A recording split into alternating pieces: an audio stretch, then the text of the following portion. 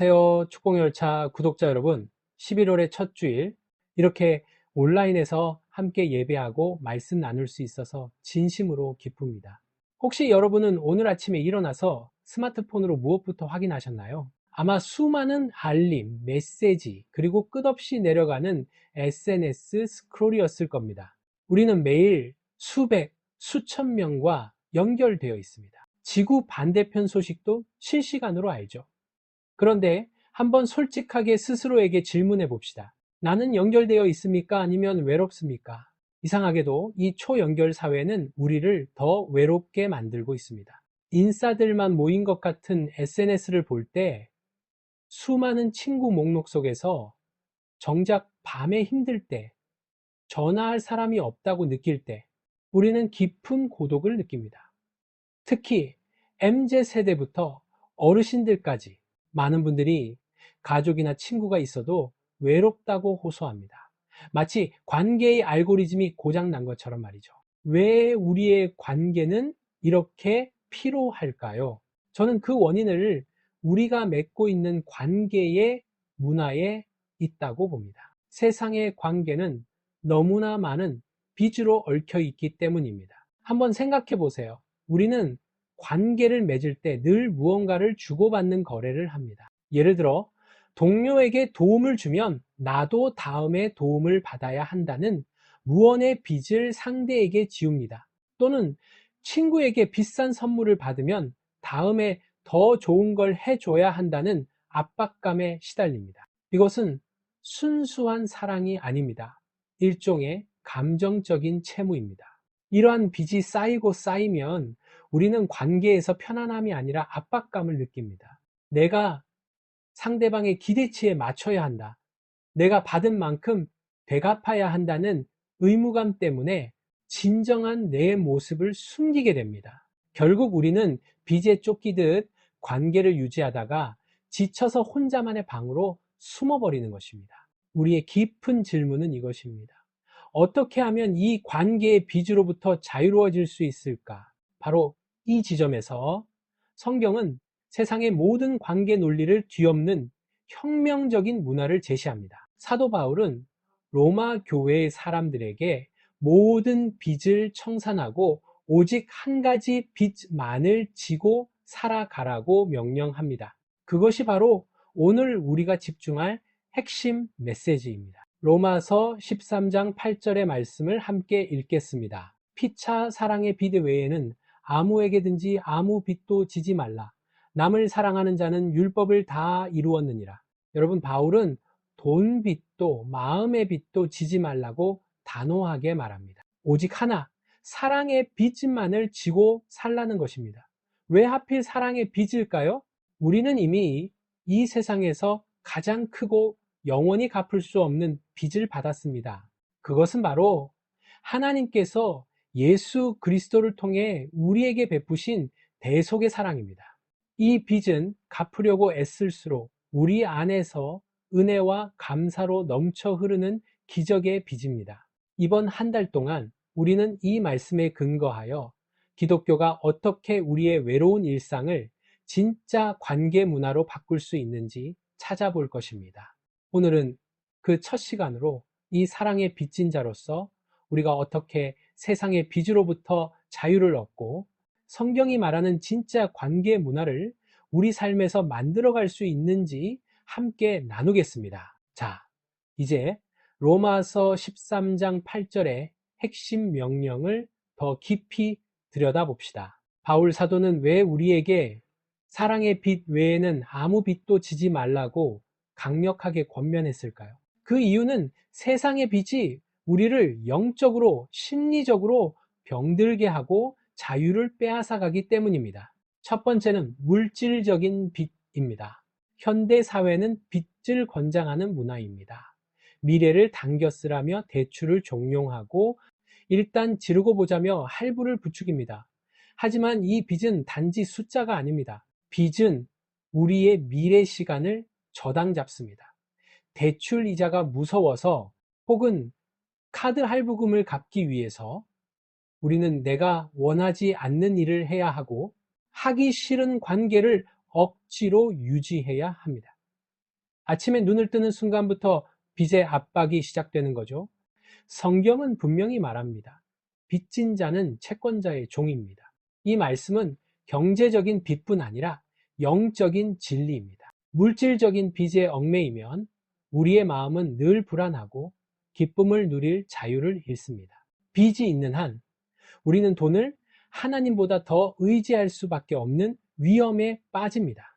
그래서 바울은 우리가 돈이나 물질에 얽매여 영혼의 자유를 잃지 않도록 단호하게 아무 빚도 지지 말라고 선언하는 것입니다. 이 명령은 우리를 가난하게 만들려는 것이 아니라 가장 자유롭고 풍성한 영혼으로 살게 하려는 하나님의 문화적 명령인 것입니다. 두 번째는 심리적인 빚, 바로 기대의 빚입니다. 이 빚은 더 무섭습니다. 왜냐하면 눈에 보이지 않기 때문입니다. 우리는 관계를 맺을 때 끊임없이 심리적인 계산을 합니다. 내가 이 사람 생일에 10만 원짜리 선물을 했으니 이 사람은 적어도 8만 원 이상은 해줘야지. 혹은 내가 이 어려운 일을 도와줬으니 나중에 내가 어려울 때는 당연히 도와주겠지. 이러한 기대와 호의는 순수한 사랑이 아니라 미래에 받을 보상에 대한 투자가 되어버립니다. 이 기대의 빚은 관계를 유지하는 에너지원이 되기보다 관계를 파괴하는 독소로 작용합니다. 만약 상대방이 우리의 기대치만큼 갚지 못하면 우리는 즉시 서운함, 배신감, 분노를 느낍니다. 내가 너한테 그동안 해준 게 얼만데 라는 말은 결국 네가 내 빚을 갚지 않았다는 공격이 됩니다. 받은 사람은 부담감에 도망가고 준 사람은 서운함에 고통받습니다. 이게 바로 외로운 현대인의 모습 아닙니까? 이러한 빚 때문에 우리는 관계에서 진정한 쉴 공간을 얻지 못합니다. 사랑은 없고 의무와 거래만 남는 삭막한 문화가 되는 것입니다. 하나님은 우리가 이러한 굴레에 갇혀 지쳐 쓰러지는 것을 원하지 않으십니다. 바울은 세상의 모든 빚은 지지 말라고 하면서 단 하나의 빚만은 영원히 지고 살라고 합니다. 바로 사랑의 빚입니다. 왜 이 사랑의 빚은 지고 살아야 할까요? 그것은 바로 이 빚이 우리가 빚진 자가 아닌 받은 자임을 끊임없이 깨닫게 해주기 때문입니다. 먼저 우리는 하나님께 영원히 갚을 수 없는 대속의 빚을 졌습니다. 우리는 원래 죄로 인해 하나님과 단절되었고 스스로는 결코 해결할 수 없는 사망의 빚을 지고 있었습니다. 하지만 로마서 5장 8절은 선언합니다. 우리가 아직 죄인 되었을 때에 그리스도께서 우리를 위하여 죽으심으로 하나님께서 우리에 대한 자기의 사랑을 확증하셨느니라. 이것이 바로 사랑의 빚의 원천입니다. 이 빚은 우리가 착하게 살아서 받은 빚이 아닙니다. 자격 없는 우리에게 우리가 최악의 상태였을 때 하나님이 일방적으로 목숨을 걸고 갚아주신 은혜입니다. 이 빚은 아무리 감사해도 다 갚을 수 없습니다. 이것을 깨닫는 순간 우리의 정체성은 완전히 바뀝니다. 우리는 더 이상 세상의 빚에 쫓기는 종이 아닙니다. 하나님의 사랑에 영원히 빚진, 그러나 그 빚 때문에 영원히 자유로운 자가 된 것입니다. 다음으로 사랑의 빚은 갚을수록 넘쳐 흐르는 유일한 빚입니다. 여러분, 세상의 빚은 갚을수록 줄어듭니다. 다 갚고 나면 관계도 끝나는 경우가 많습니다. 하지만 사랑의 빚은 다릅니다.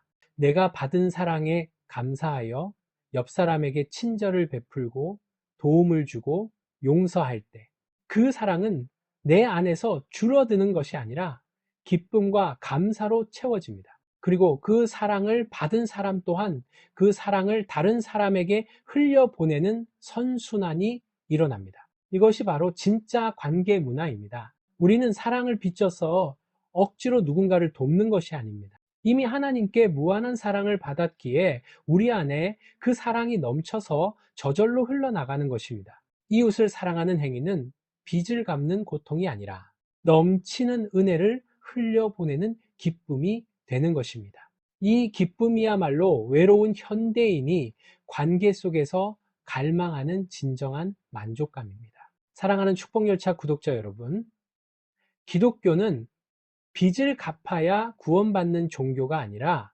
이미 사랑의 빚을 탕감받은 사람들이 그 은혜에 감사하여 사랑을 흘려보내는 삶의 방식입니다. 오늘 이 시간 우리를 억압했던 물질과 기대의 빚을 예수 그리스도의 이름으로 완전히 청산하고 오직 이 사랑의 빚만을 가슴에 품고 자유롭게 살아갈 수 있기를 축원합니다.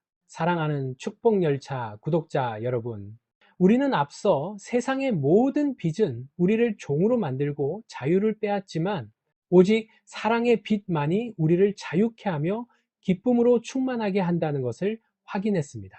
우리는 이미 하나님께 영원히 갚을 수 없는 은혜의 빚을 받은 사랑의 빚진 자입니다. 이 정체성이 우리 삶의 가장 근본적인 문화가 되어야 합니다. 그렇다면 이 사랑의 빚을 지고 살아간다는 것은 구체적으로 우리의 일상관계에서 어떻게 나타나야 할까요? 바울 사도는 9절과 10절에서 그 해답을 명확하게 제시합니다. 가늠하지 말라, 살인하지 말라, 도둑질하지 말라, 탐내지 말라 한 것과 그 외에 다른 계명이 있을지라도 네 이웃을 네 자신과 같이 사랑하라 하신 그 말씀 가운데 다 들었느니라.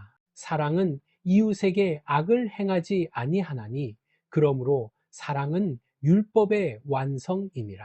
로마서 13장 9절 10절의 말씀입니다. 이 말씀은 기독교의 관계 문화가 단순히 착하게 살자는 도덕 강령이 아니라 하나님과의 관계 회복을 통해 우리의 내면과 행동이 완전히 변화되는 혁명적인 과정임을 보여줍니다. 바울은 9절에서 구약의 율법, 특히 이웃과의 관계에 대한 계명들, 살인, 간음, 도둑질, 탐심을 나열합니다. 그리고 이 모든 계명을 아우르는 한마디, 내 이웃을 내 자신과 같이 사랑하라는 황금률을 제시합니다.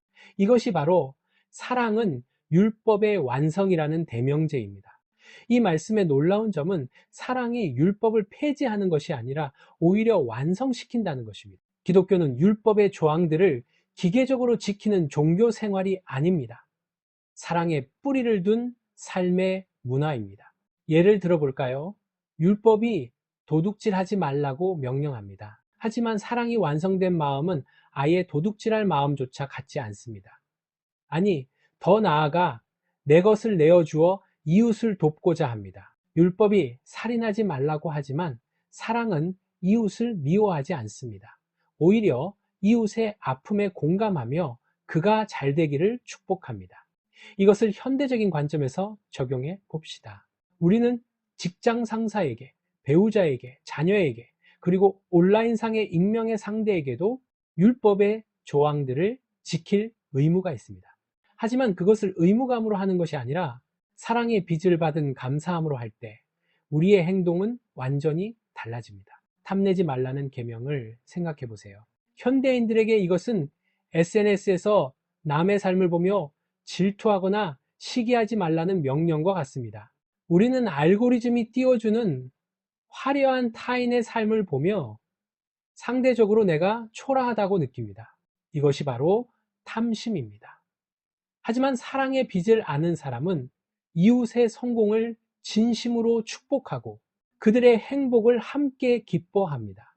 이웃의 불행을 보며 꼴 좋다고 속으로 쾌재를 부르는 것 또한 사랑의 율법을 어기는 것입니다. 진짜 관계 문화는 내 안의 탐심과 시기를 율법으로 억누르는 것이 아니라 사랑으로 녹여내는 데서 시작됩니다.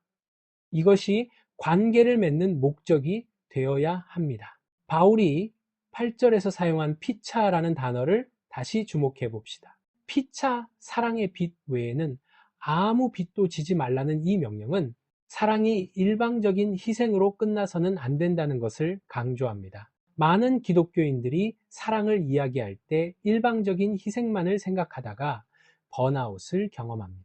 내가 다 줘야 해, 내가 다 희생해야 해라고 생각하다가 지쳐서 관계에서 도망쳐 버립니다. 이것은 성경이 말하는 코이노니아, 즉 상호적인 교제와 나눔의 문화가 아닙니다. 진짜 관계 문화는 사랑의 빚을 주고받는 선순환의 구조입니다. 마치 사도행전의 초대교회처럼 그들은 물건을 서로 통용하며 서로 돌봤습니다. 힘들 때 내가 누군가의 위로를 받을 줄 아는 것도 사랑의 빚을 받는 행위입니다. 또 누군가의 요청에 네, 도와드리겠습니다 라고 기쁘게 응하는 것도 사랑의 빚을 주는 행위입니다. 이는 일방적인 관계가 아니라 신뢰와 상호 존중을 기반으로 합니다. 피차 사랑의 빚을 지고 산다는 것은 우리 축복열차 구독자 공동체 안에서, 그리고 우리의 가정과 직장 안에서 내가 도움을 청해도 괜찮다는 안전지대를 만드는 것입니다. 빚을 갚으라는 압박감 없이 사랑으로 서로에게 쉼터가 되어주는 문화, 이것이야말로 외로운 이 시대가 갈망하는 진정한 공동체 문화입니다. 마지막으로 10절의 후반부입니다. 사랑은 이웃에게 악을 행하지 아니하나니. 이 말씀은 사랑의 가장 기본적인 행동 표준을 제시합니다. 오늘날 우리가 이웃에게 가장 쉽게 악을 행하는 통로가 무엇일까요? 바로 온라인 공간입니다.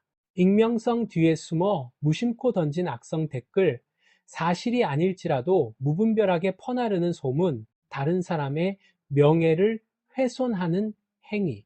우리는 이것을 손가락 살인이라고 부릅니다. 눈앞에서 벌어지지 않으니 죄책감을 덜 느낍니다. 하지만 바울은 말합니다. 사랑은 악을 행하지 않는 것에서부터 출발한다고. 사랑의 빚을 아는 그리스도인이라면 우리의 말 한마디, 키보드 자판 하나를 누르는 데에도 이 사랑의 율법을 적용해야 합니다. 상대를 향한 우리의 말과 행동이 조금이라도 해가 되지 않도록 조심하는 것. 이것이 바로 우리가 세상에 보여주어야 할 빛의 자녀 문화입니다. 우리의 언어가 누군가를 세우고 살리는 데 사용될 때 우리는 진정으로 사랑의 빚을 갚고 있는 것입니다. 사랑하는 축복열차 구독자 여러분, 우리는 이미 가장 큰 사랑의 빚을 받았습니다. 이제 이 사랑을 이웃에게 악을 행하지 않는 것을 넘어 적극적으로 축복을 흘려보내는 것으로 갚아 나갑시다. 이 사랑의 문화가 우리의 외로운 시대를 치유하는 해답이 될 것입니다. 사랑하는 축복열차 구독자 여러분, 오늘 우리는 로마서 13장 8절에서 10절의 말씀을 통해 사랑의 빚 외에는 아무 빚도 지지 말라는 하나님의 놀라운 명령을 함께 살펴보았습니다.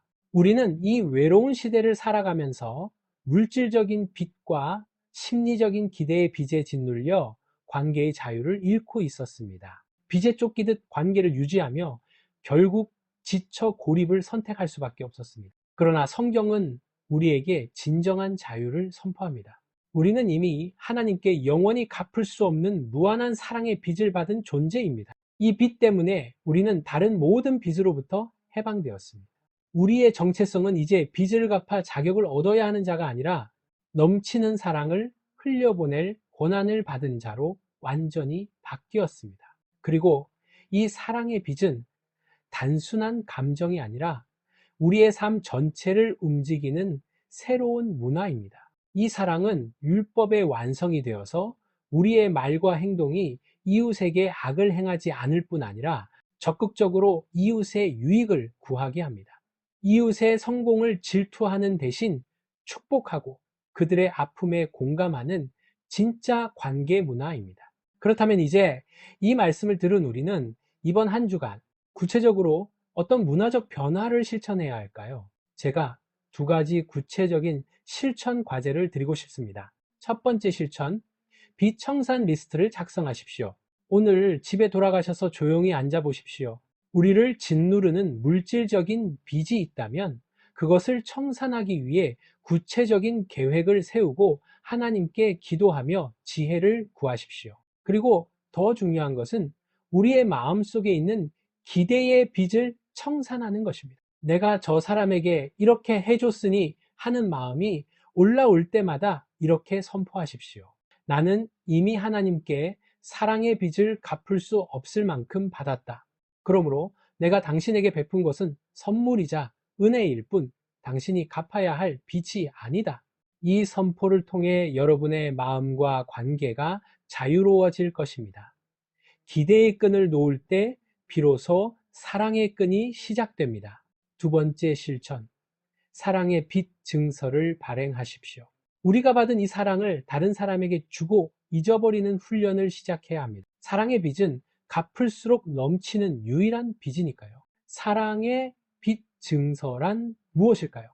바로 대가 없이 베푸는 친절입니다. 배우자에게 내가 이렇게 했으니 당신도 이렇게 해야지 라는 마음 대신 아무 기대 없이 먼저 칭찬과 감사를 표현하십시오. 자녀에게 네가 공부를 잘해야 내가 기쁘지 라는 조건을 떼어내고 존재 자체를 축복하십시오.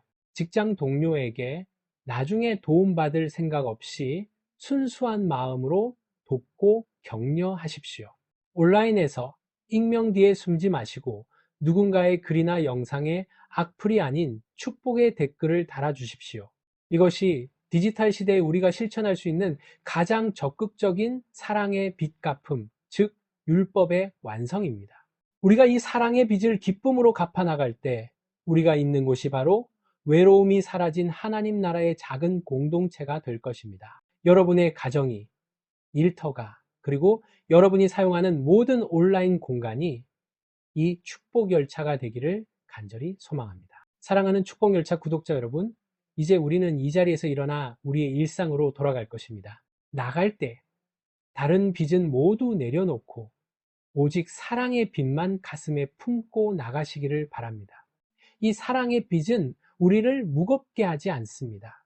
오히려 우리의 발걸음을 가볍게 하고 얼굴에 기쁨과 미소를 머금게 합니다. 왜냐하면 우리가 행하는 모든 선한 일은 이미 우리에게 모든 것을 주신 하나님께 드리는 감사의 노래이기 때문입니다. 이 사랑의 빚진 자로서의 문화적 변화가 이번 한 주간 여러분의 삶을 완전히 새롭게 하시기를 축원합니다. 이제 말씀을 끝까지 경청한 축복 열차 구독자 여러분 한 분 한 분을 주님의 이름으로 축복하며 기도하겠습니다. 사랑과 은혜가 풍성하신 하나님 아버지, 오늘 귀한 주일에 유튜브라는 이 디지털 공간을 통해 주님의 진리의 말씀을 듣게 하시니 감사드립니다. 말씀을 끝까지 경청한 축복 열차의 모든 구독자 한 분 한 분을 주님의 크신 사랑으로 덮어주시옵소서. 이 시간 주님, 우리의 삶을 짓눌렀던 모든 물질적인 빚과 사람들에게 받았다고 생각했던 기대의 빚을 예수 그리스도의 보혈로 넉넉히 청산하여 주시옵소서. 세상의 굴레에서 벗어나 진정한 영혼의 자유를 누리게 하옵소서. 우리를 영원한 사랑의 빚진 자로 삼아주신 하나님, 우리 마음속에 성령을 부어주셔서 우리가 받은 이 놀라운 사랑이 우리의 가정과 일터와 이웃에게 끊임없이 흘러넘치는 축복의 통로가 되게 하여 주시옵소서. 우리의 눈빛과 우리의 말, 우리의 손길, 그리고 우리가 사용하는 온라인 언어가 이웃에게 악을 행하는 도구가 아니라 사랑과 위로와 축복을 전하는 도구가 되게 하옵소서. 그래서 우리가 가는 곳마다 외로움이 사라지고 주님이 기뻐하시는 진짜 관계 문화가 세워지게 하옵소서.